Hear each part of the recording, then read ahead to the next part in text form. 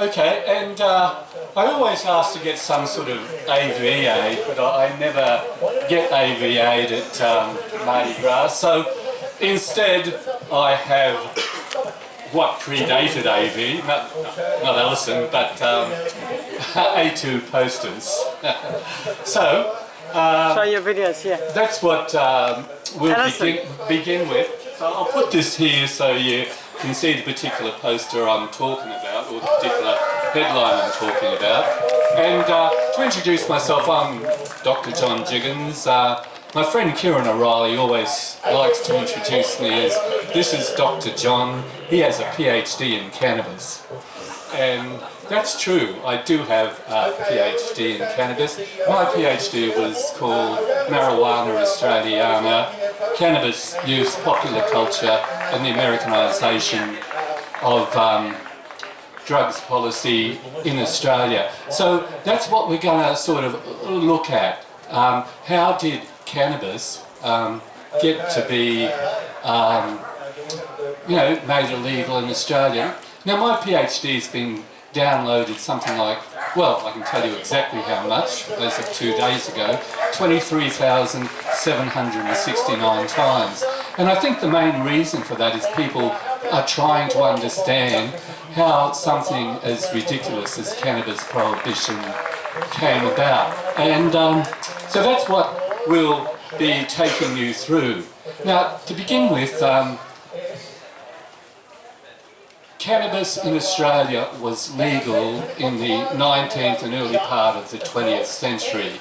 It wasn't called marijuana, it was called cannabis indica or Indian hemp.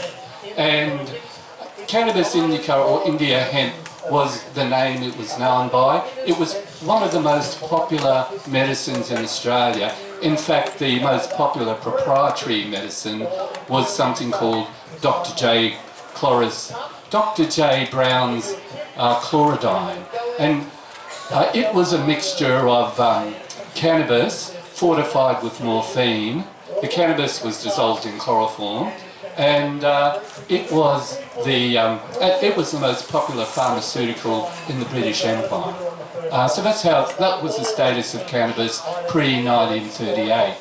Now, in the 1930s, this campaign of vilification of cannabis began through a man called Harry Anslinger, who was the head of the US Bureau of Narcotics. And he was interested not just in banning cannabis in the US.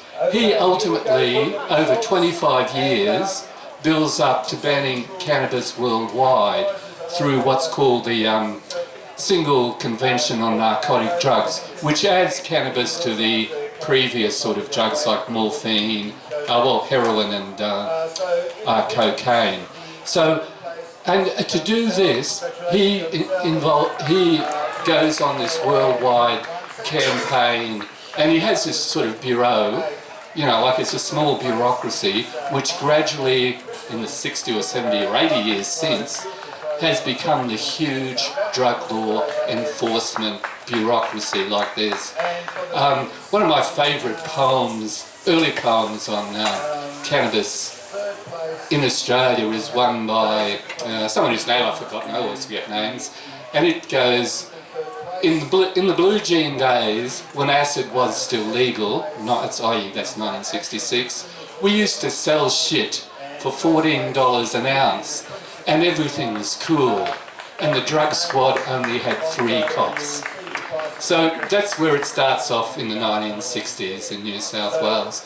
Pot is $14 an ounce, and there are only 3 members of the drug squad. So that builds up gradually, and it builds up through this article in Smith's Weekly called New Drug That Maddens Victims.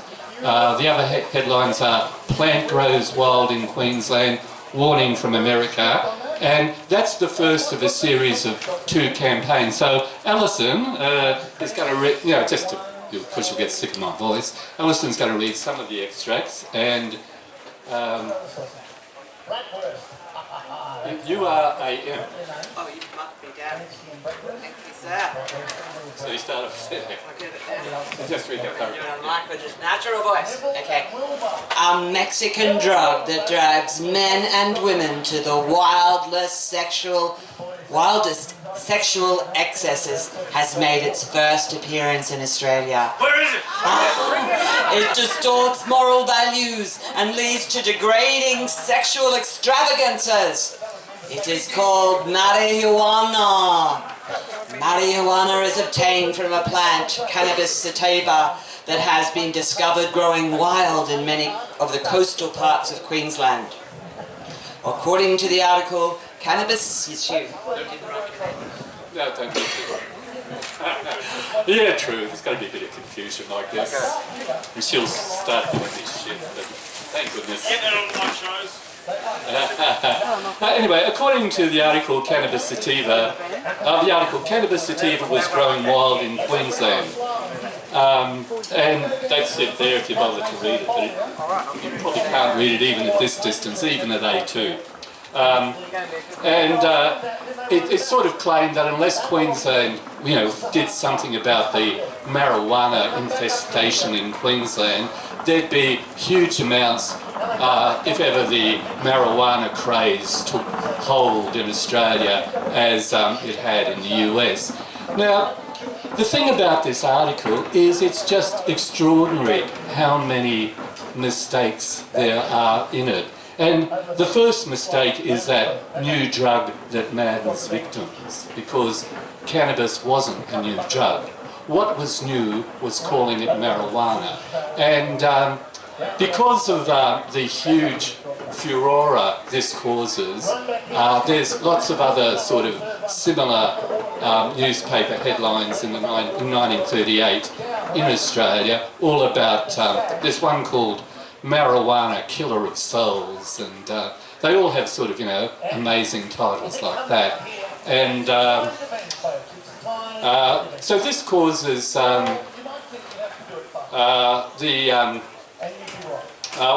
this causes the head of the Prime Minister's Department in Australia to write to the Director General of Health. Occasionally, the blood-curdling noises of Smiths leads to the spot marked X. If it is true that the plant which is spreading in our midst is as naughty as charged, your department may deem it necessary to become interested. So, and he later points out that, so there's a response to him from Dr. Cumston, who's the head of the Department of Health, and he's suitably unimpressed by this hysteria, and he tells the Prime Minister's Department this. With reference to the front page from Smith's Weekly of the 23rd of April 1938, containing a warning from America concerning a new drug that maddens victims, obtainable from Indian hemp, and that the plant grows wild in Queensland, I have to advise that the drug has been known for decades, and the hemp plant has been under cultivation in Australia for over 50 years. So the Prime Minister's Department get told that it isn't in fact a new drug, it's a drug that's been widely used in Australia. And that's not just the only outrageous lie in this article. The lie that the plant grows wild in Queensland gets investigated, and they discover there's no hemp growing wild in Queensland. And let's get the second. So this provokes the second Smith's Weekly article, which is drug cigarettes. G-Man warns Australia, first dope cigarettes smuggled in. And that sort of continues the furore. The first article, which I haven't got actually, has this passage which says, hemp is growing wild. It refers to the long-leafed plant, Cannabis sativa, can be found growing in all the coastal regions of Queensland. It's it's in the islands of Moreton Bay, and it's it's growing wild in Caloundra, which has recently become one of Brisbane's more fashionable beach resorts. So the interesting thing is it refers to Cannabis sativa as the long-leafed plant Cannabis sativa. Now, anyone familiar with cannabis, and I assume some of you are, knows that it hasn't got a long leaf. Cannabis has that sort of small hand-shaped leaf. So what they're actually referring to is another plant which is known as hemp, which is called sisal hemp, which does have a long leaf. And in cannabis hemp, you get the hemp from the fibre of the plant, whereas in other plants like sisal hemp and Formium tenax, etc., you get the hemp from the long leaf. You know, you sort of do that. So, and also when I was researching the subject, I went to the Department of Agriculture and I looked up hemp, and I found there's heaps of stuff on hemp, but none of it was on cannabis hemp. It was all on sisal hemp. And the person running the hemp experiment in Queensland was the gardener at the Prison Island in St Helena, which is in Moreton Bay, and he was a great advocate for sisal hemp. So he had it growing in Peel Island, which was a leper colony then. The various islands of Moreton Bay were used. First of all, St Helena was a prison island, Peel Island had the leper colony on it, and Stradbroke at Amy Point had the insane asylum. So that's where the rejects of Brisbane got sort of sent, you know, in Queensland.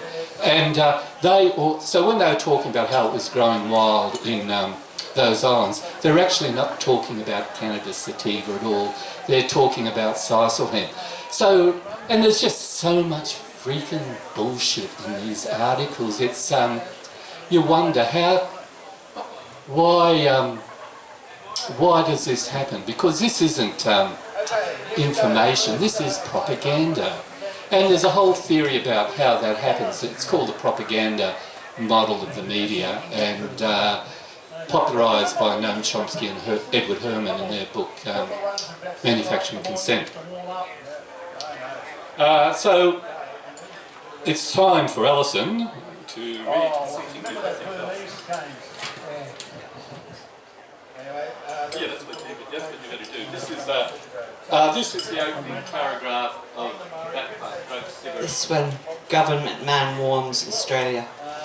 A few cigarettes containing marijuana, the drug which causes its victims to behave like raving sex maniacs, has made pathetic slaves of thousands of young Americans, and has been smoked at recent parties in Sydney. Sydney. Well, the G-man in question is this guy here, A.M. Bangs, and you can see him here with some of these cigarettes that have been smuggled in, disguised as normal cigarettes. And this is him with a bunch of Hawaiians who have recently been arrested by him. They're sort of dazed and confused from the effects of the drugs. And so this is, I think, leading up to you, Alison. This is your next reading part. Continually, marijuana dens in Honolulu are being cracked open by raiding squads. The drugged victims are like punch-drunk fighters. They cannot be questioned for hours, sometimes days. The women sit on their cell cots, their faces and clothes ripped, trying to piece together what they did in their last orgy of lust. The men slowly come out of the stupor that gave them frenzied sexual desires and colossal physical strengths. So I want some of that. So this isn't journalism, this is propaganda. Yet it was on, this sort of wildly inaccurate information that cannabis was banned in Australia.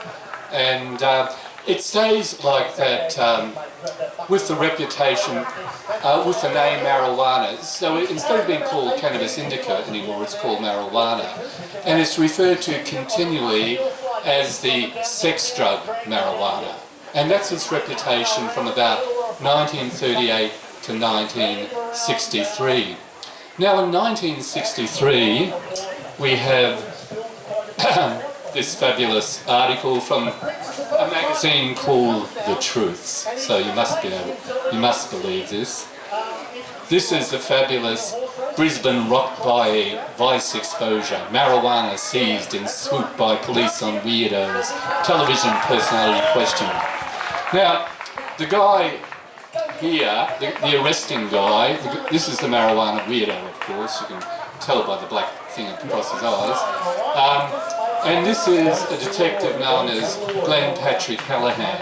Glenn Patrick Hallahan is one of what's called the Rat Pack in Queensland. The Rat Pack in Queensland was Terry Lewis, who becomes police commissioner, Tony Murphy, who becomes head of detectives, and Glenn Hallahan, who becomes the chief investigator for Suncorp Insurance. And they've got another good friend who beats them into Parliament, a guy called... Well, so I'll show you the next one. The next billboard. The next thing we're going to do is... No, which one is it? Aha, it's this one. Yeah. This is the picture of the marijuana weirdo raid. So what's happened in the marijuana weirdo raid is it's 1963 in Brisbane. Weirdos is the term they use for gays.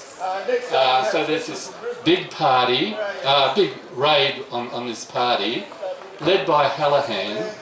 And Hallahan has his mate Ron Richards, who writes this article, and his photographer on hand, so that they can take pictures of ace detective Glenn Hallahan, which is the way Ron Richards always referred to him, as ace detective Glenn Hallahan, arresting people. This guy here, one of the arresting party, is Don Lang. He becomes a member of Parliament, and he becomes head of, I think, transport. He anyway becomes Minister for Transport in Queensland. And another person there is a guy called Bauer, Inspector Bauer.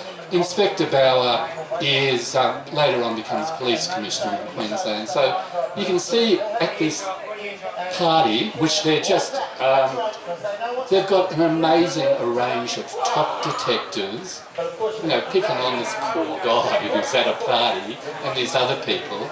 And the reason they're doing that is because Hallahan has been caught out by the court system in Queensland. Hallahan, the way he gets his reputation as ace detective is when he arrests you, he offers you a choice, like you can plead guilty, and if you plead guilty, he'll put in a good word with you and the judge, and you'll only get a small, £100 fine. But if you don't plead guilty, he says, he tells you he's going to load you up, and he'll, that means basically plant all this evidence on you, and instead you'll, spend a year in prison. So that's what ace detective Glenn Hallahan built his reputation on.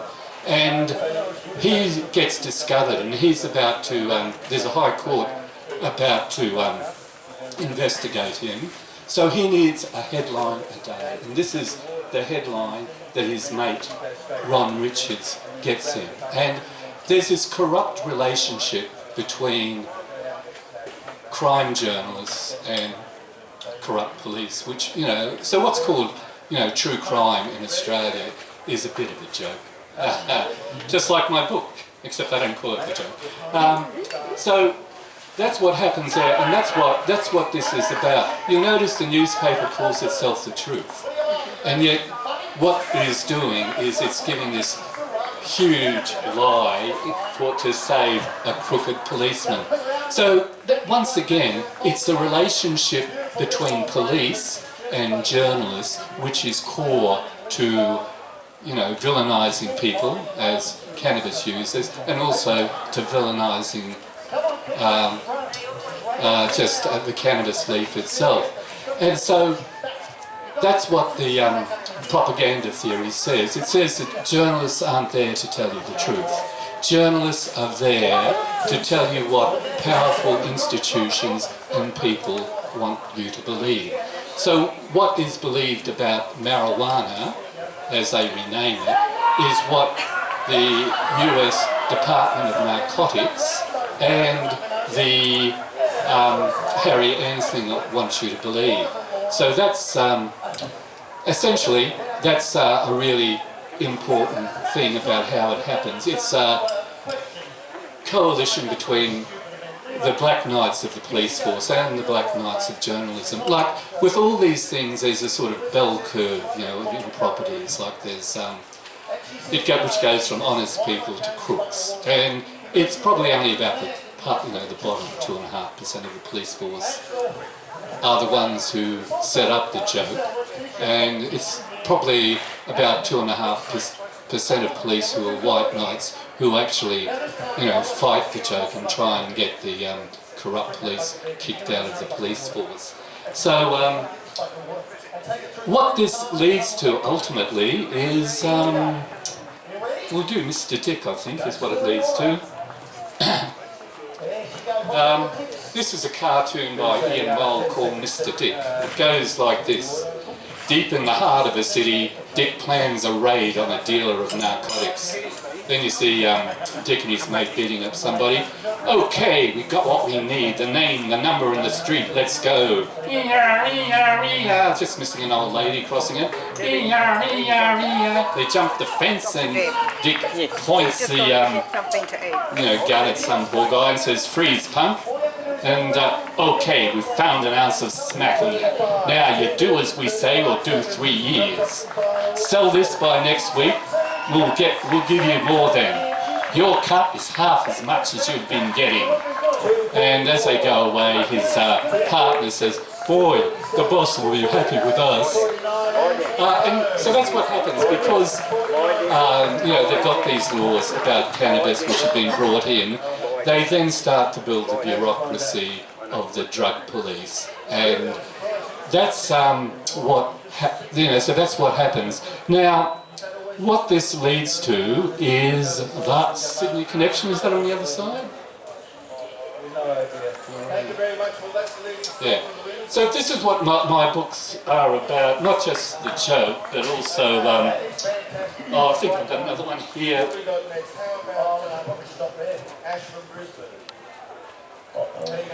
The Killer Cop and the Murder of Donald McKay. The Killer Cop and the Murder of Donald McKay is about how the drug joke in New South Wales and how it develops. And the Sydney Connection's a bit of an update which also looks at how it developed in Queensland. And essentially what happens is around about the late 1960s, the CIA take over the drug trade in the Golden Triangle where they're waging a war in the Vietnam War. Previously, when the French were organising the war in Indochina, the French connection covered the drug trade. But as the US take over it, what gets happening is the Sydney connection, which is a way of transporting drugs to San Francisco from Sydney. You first, move the drugs to Australia, and then from Australia you transship them to Sydney. And that's the sort of force that's behind it. It relies on the Nugent Hand Bank, Michael Hand and Frank Nugent. Frank's in Sydney, Michael Hand's in Singapore. What the two guys running it is Murray Riley, an ex-New South Wales detective. Murray Riley is also an Olympic champion. He wins gold medals in double sculls in 2 Commonwealth Games and a bronze medal at the Melbourne Games. And the person partnering him is another policeman called Merv Wood. Now, when Murray Riley becomes king, the king of the Sydney drug trade, Merv Wood becomes New South Wales Police Commissioner. So that's sort of what describes New South Wales for you. The fact that one of the double skull champions is the police commissioner, and the other one's the Mr. Big of organised crime. The other person they have is Bella Sadai, who's the front man for Sir Peter Abels, who has control of TNT. And they go to San Francisco, where they meet up with the San Francisco Mafia, and they get this new wonder plant, like it's a form of marijuana guaranteed to blow your head off, according to Bella Sadai. And what it is a really freaking interesting plant, because what has happened in 1971 is that a guy called Richard Evans Schultz, who's the professor, he runs the Harvard Botanic Garden, and he writes this really interesting paper called Cannabis, A Case of Taxonomic Neglect, which argues the fact that in the Western world we don't know much about cannabis because the homeland of cannabis was all in what was then the USSR.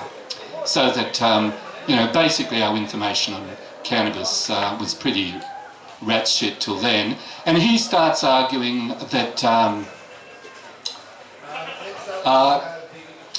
marijuana is defined in the laws as cannabis sativa. Now, cannabis sativa in botany is the European hemp plant. It's defined by Linnaeus in 1753.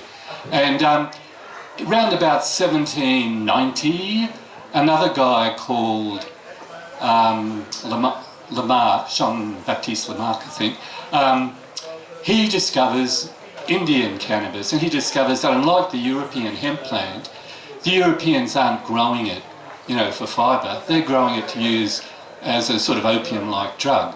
And he defines it as a separate species. So what Schultz is doing in the 1970s in America, he's appearing as a witness for the defence, saying, look, you've prosecuted this poor man for cannabis sativa, but it was actual fact cannabis indica, so you should let him go free.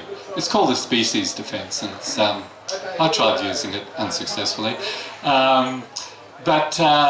So that's what's happening, and that's what he's trying to do. Is he accepts what's called the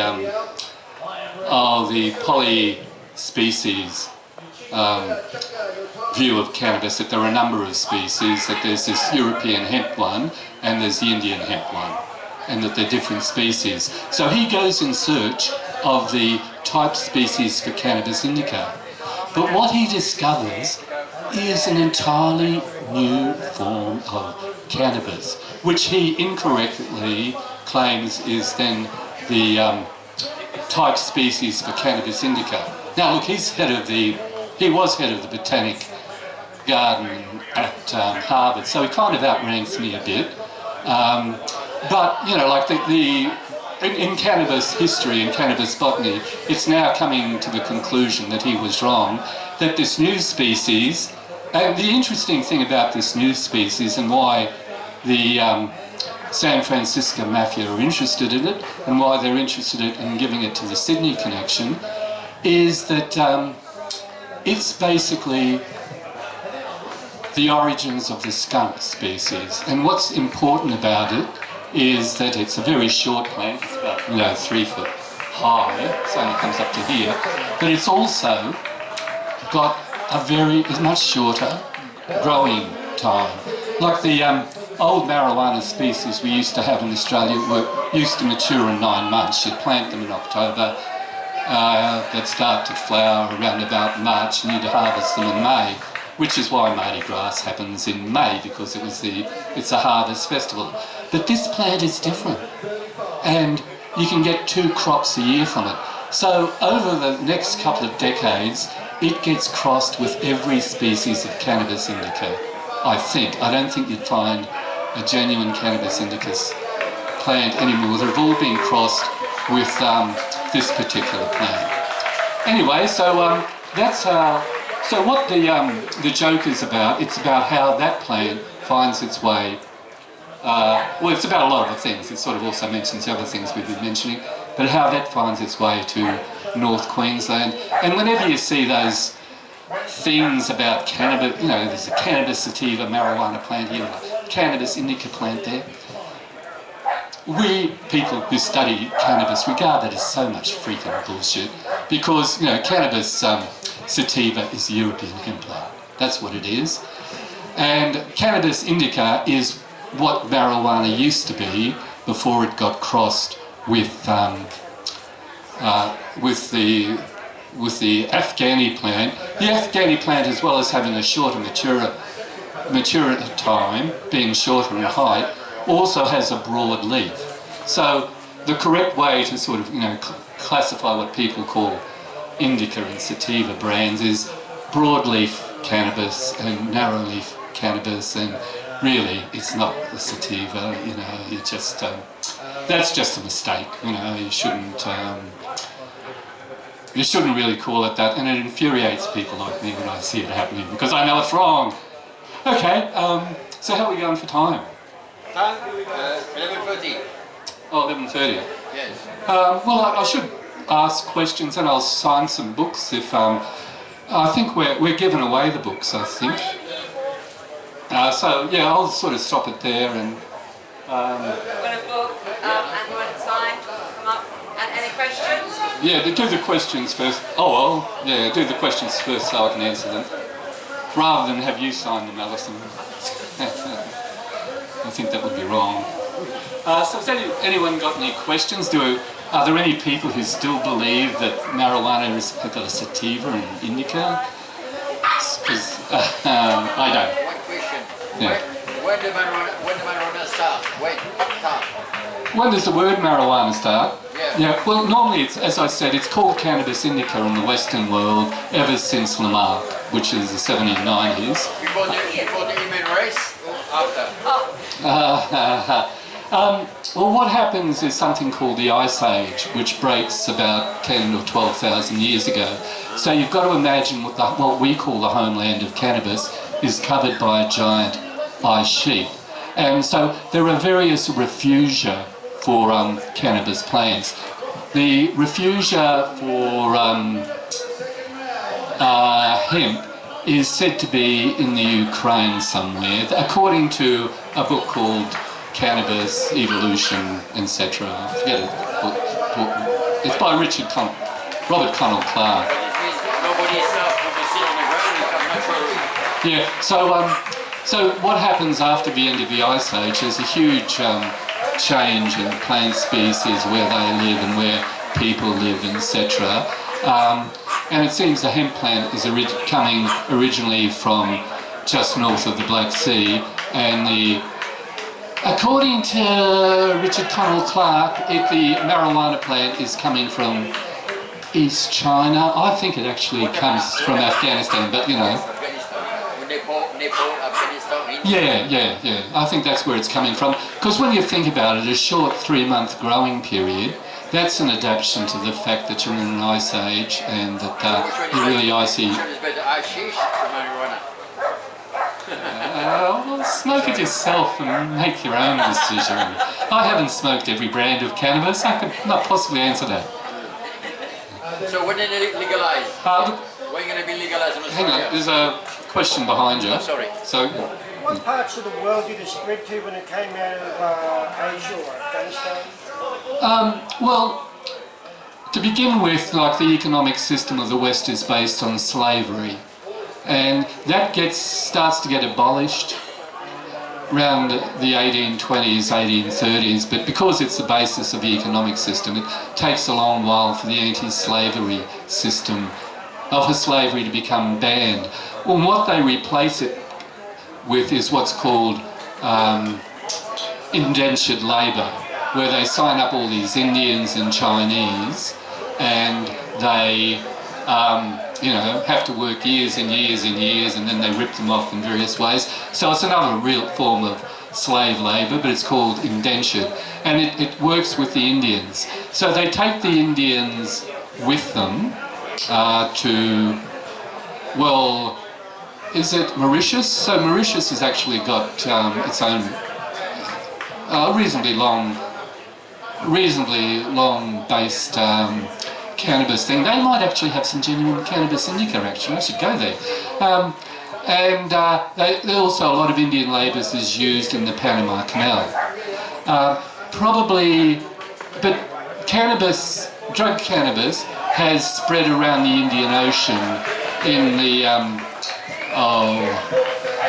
second millennia, from about 1000 AD to 2000 AD. And it first spreads to the Middle East, and it's sort of legal in the Middle East because they've banned alcohol, but hashish is still available. And it also finds its way into Africa, and that's another reason why Anson is interested in banning it because it's the drug of black Africans. So that racism thing comes in again, and what he calls marijuana is being used by black jazz singers. Like, he persecutes Billie Holiday a lot. There's a whole, I think the book, what's it called? The Scream. It goes into the persecution of Billie Holiday, and he's got a plan to sort of lock up quite a lot of jazz musicians. So when you asked it, some of it may have come from, with the slaves, from Africa to Brazil, where it's first noticed in the Americas, but then the main vector for spreading it is the Panama Canal, because that's a huge task. They've got to cut through an isthmus, you know, and it requires a lot of labour. There's quite a few who die from malaria, etc. So you want pretty cheap replaceable. So it spreads from there, and that's why it gets to Mexico, and that's why it's referred to as a Mexican drug. I think the word marijuana is a Mexican term. When are you going to be legalized in Australia? When? Well, it's already legalised in Canberra, apparently. Yes, correct. Yeah. In Thailand too. Thailand. Yeah. It's legalized recently. Yeah, in Canberra recently. I'm gonna go. Yeah. John, you've been exposing this joke for a long time. Have you had any harassment or threats against you? Well, it's normally the white knights of the police versus the black knights of the police. So that's what happens. Like, you know, like there are attempts to kill various police officers. I'm just a journalist who talks to the white knights. So I'm lower down the list, and all the journalists who talk to the white knights are lower down the list. It's mainly a police feud, you know, black knight versus white knight, and it's sort of a journalistic thing, you know, black journalists versus white journalists, but we don't kill each other, we just sort of write how each other write is rubbish. But they haven't tried to shut you up? No. Yeah, various stages I've played Queensland, but that's because of my political activity. No, I suppose so, yeah. At various stages I've left Queensland and come down to northern New South Wales because Queensland was unsafe, yeah. But it wasn't because of any obvious harassment, it was just expected harassment. Yeah. Alright, so the time to do the signing? Alright, okay. No more questions? Thank you. Okay, alright. Well, thanks.